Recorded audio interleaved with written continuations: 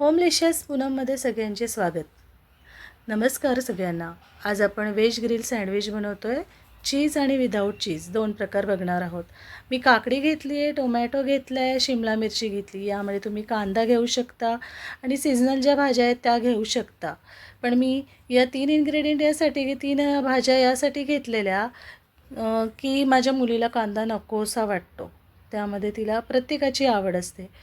माझ्या मुलीचा टिफिन मी बनवते आहे. सकाळची वेळ आहे, टिफिनची तयारी चाललेली आहे. आता या सगळ्या मस्त आपण भाज्यांना ब्लेंड करूया छान. आणि बघा मग त्यानंतर तुमचं सँडविच कोणाकोणाचं ना खूप यामध्ये ओलसर होतं, सॉगी, बाहेर ब्रेड फाटून बाहेर सगळ्या भाज्या निघतात. मी यामध्ये सगळ्या ट्रिक्स तुम्हाला सांगणार आहे त्या निघू नये म्हणून. शेवटपर्यंत हा व्हिडिओ नक्की तुम्ही बघा. आता मी घेते आहे एक पातेलं घेते आहे. त्यामध्ये मी माझं एक अजून इन्ग्रेडियंट ॲड करणार आहे. या भाज्या तर आपल्या बारीक करून झालेल्याच. सगळ्या किती सुरेख दिसत आहेत, अगदी बारीक, खूप छान दिसतात. यामध्ये आपण उकडलेलं कॉर्न, मी उकडलेलं कॉर्न घालते आहे. छान थोडंच घेतलं आहे. तुम्ही तुमच्या सँडविच किती साईजचे आणि किती करणार आहात त्यावरती तुम्ही तुमच्या भाज्या आणि कॉर्नचं प्रमाण घ्या. तर सध्याच मुलीचा टिफिन चालला आहे म्हणून मी तुम्हाला थोड्या प्रमाणात दाखवते. आणि ह्या सगळ्या मिक्स केलेल्या भाज्या बारीक चिरलेल्या ब्लेंड ज्या केलेल्या आहेत त्या पिळवून काढायच्या. ही एक ट्रिक आहे बरं. तुम्ही डायरेक्ट घेता आणि टाकता, त्यातलं पाणी जे मॉइश्चर आहे ते आपल्याला पिळवून काढायचं आहे. हात स्वच्छ धुवून तुम्ही ह्या भाज्या सगळ्या निथळून घ्यायच्या. बघा हा ज्यूस, आणि हा ज्यूस फेकणार नाही. याचा वापर तुम्ही भाज्यांच्या कुठल्याही ज्यूसचा म्हणजे पाणी उरतं आहे किंवा तांदळाचं पाणी उरतं आहे, डाळींचं पाणी उरतं आहे, भाज्या धुतल्या चिरल्याचं पाणी उरतं आहे, झाडांना घाला बरं. आणि यामध्ये आता मी भरपूर काही सिक्रेट इन्ग्रेडियंट घालणार आहे आणि टिप्स पण सांगणार आहे. अगदी हॉटेलसारखं तुम्हाला इतकं सुंदर लागेल ना हे सँडविच.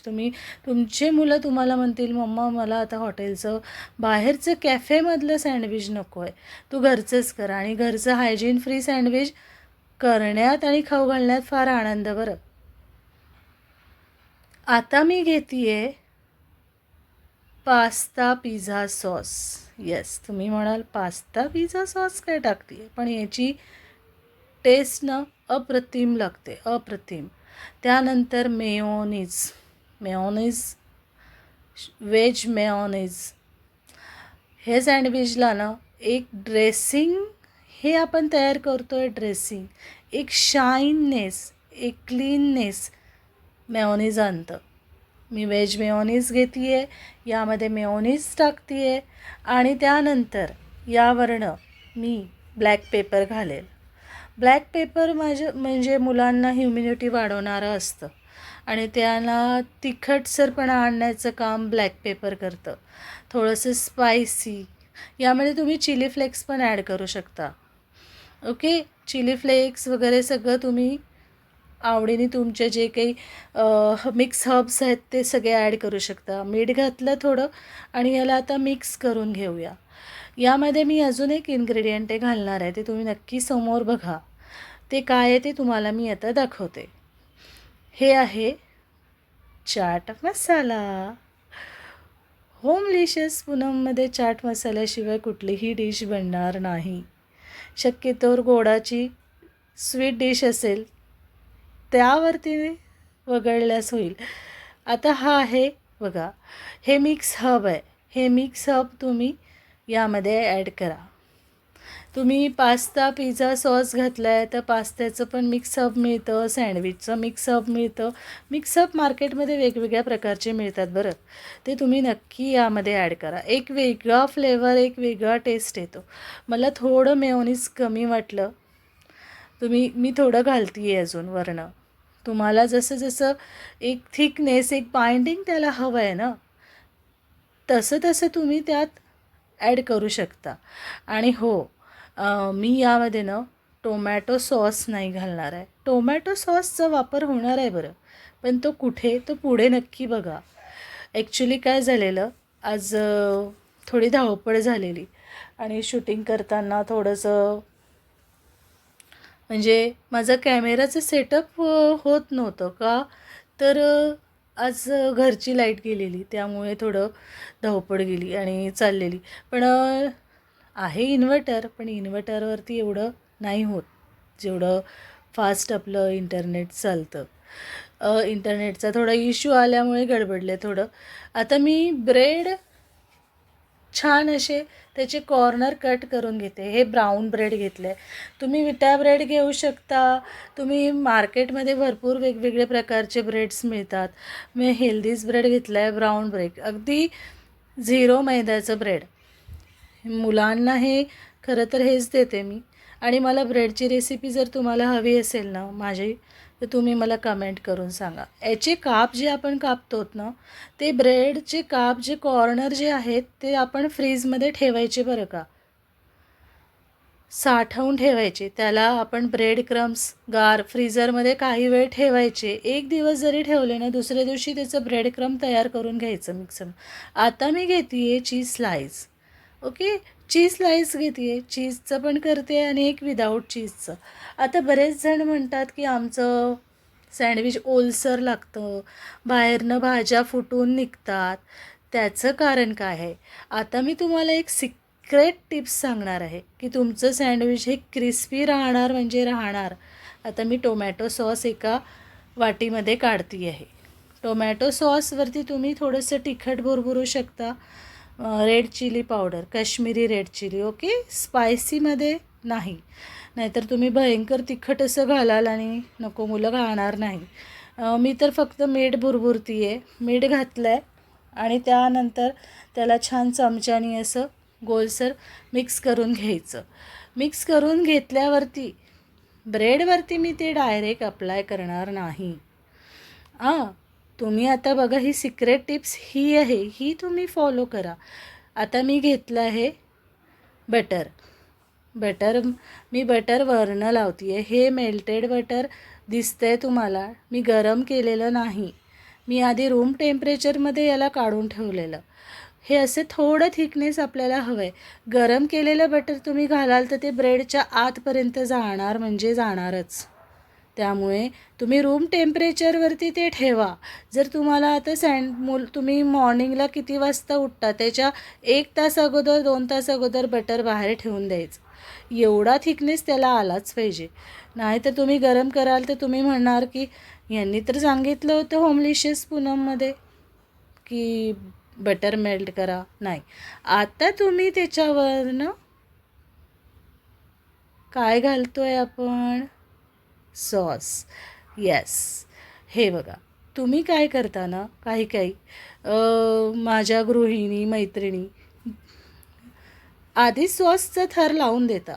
नाही, आधी आपल्याला ब्रेडचे छान काप कापायचे, त्यावरनं बटर लावायचं, बटरवरनं आपल्याला सॉस लावायचा आहे आणि सॉस नंतर आपण थोडंसं तिखट तुम्ही सॉस लावू शकता, कुठला पण, रेड चिली सॉस, काही पण तुम्हाला जे सॉसेस तुम्हाला हवे असतील, चटण्या हव्या असतील, हिरव्या चटण्यासुद्धा तुम्ही लावू शकता, कोथिंबीर आणि पुदिनाची चटणी. आणि यावरनं मग मी हे ड्रेसिंग करते आहे. छान आहे ना. मी पास्ता पिझ्झा सॉस लावलेला लाल टोमॅटो सॉसवरती आणि दुसऱ्या लेयरवरती जे तुम्हाला नुसतं बटर दिसतं आहे ना, त्यावरती तुम्ही कोथिंबीर आणि पुदिन्याची छान अशी मिक्सरमधनं चटणी फिरवून घ्या आणि ती तुम्ही त्या साईडला लावू शकता. आता मी यावरती सँडविच तयार एक चीजचं करते आहे आणि एक विदाऊट चीजचं. यावरती मी चीज स्लाईस लावून घेते आणि चीज स्लाईस आणि याच्यावरती ब्लॅक पेपर भुरभुरायचं. का तर एक चव वेगळीच लागते त्याची. आम्ही अनुभवलं आहे, तुम्ही पण अनुभवा आणि मला नक्की कमेंट करून सांगा. आता याला आपण पॅक करून घेऊया. छान याला हलक्या हाताने दाबून घ्यायचं, प्रेस करून घ्यायचं, हलक्या हाताने अगदी प्रेस करायचं छान. आणि तुम्हाला जर 3 लेयर 4 लेयर सँडविचचे कुठले तुम्हाला प्रकार हवे आहेत ते मला सांगा, कमेंट करून सांगा, मी नक्की तुम्हाला दाखवेल. भरपूर सँडविचचे प्रकार आहेत माझ्याकडे. आता मी माझं हे सँडविच मेकर आहे ग्रिल सँडविच मेकर मशीन आहे ही. यामध्ये मी आधी थोडंसं याला गरम करून घ्यायचं. एक टिप्स याची तुम्हाला सांगते, डायरेक्ट बटर लावून सँडविच ठेवायचं नाही. आधी त्याला थोडंसं पहिले गरम करायचं. गरम केल्यानंतरच त्यावरती बटर घालून सँडविच ठेवायचं. काय होतं ना, जर तुम्ही पास्ता किंवा काही करताना डायरेक्ट थंड पाण्यामध्ये पास्ता घाला, तो लवकर शिजणार नाही, चिकट येणार नाही, तो असा वेगळा असा कडक होईल. त्याचं कारण हेच आहे. आता तुम्ही यामध्ये छान बटर लावा. बटर लावल्यावरती वरनं सँडविच घाला. 2 सँडविच आपण लावतो आहे. मशीनमध्ये आपण 2 सँडविच ठेवले की वरनं ते दाबून पॅक करून ठेवायचे. वरनं आपण छान बटर लावून घ्यायचं. दोन्ही साईडनी बटर लावायचं. हे माझं न्यूट्रीलाइटचं बटर आहे. त्याला क्रिस्पी आणि क्रंचीनेस येण्याकरता बटरचा थोडाफार थर हवा असतो. आपण बटर लावणं झाल्यावरती आपण यावरती ते प्रेस करून घेऊया. बघा, आता मी ही मशीन माझी बंद करते आहे आणि त्याला लॉक केलं आहे आणि ऑन केलं. ग्रीन सिग्नल येईपर्यंत, येस, एक ग्रीन कलरचं ते बटन लागेपर्यंत ते सँडविच छान आपलं ग्रिल होतं आहे. आणि त्याची वाट बघायची. आणि थोडंसं सुगंध यायला लागला की आता मला अंदाज येतोच. मी सहसा वाट बघत नाही.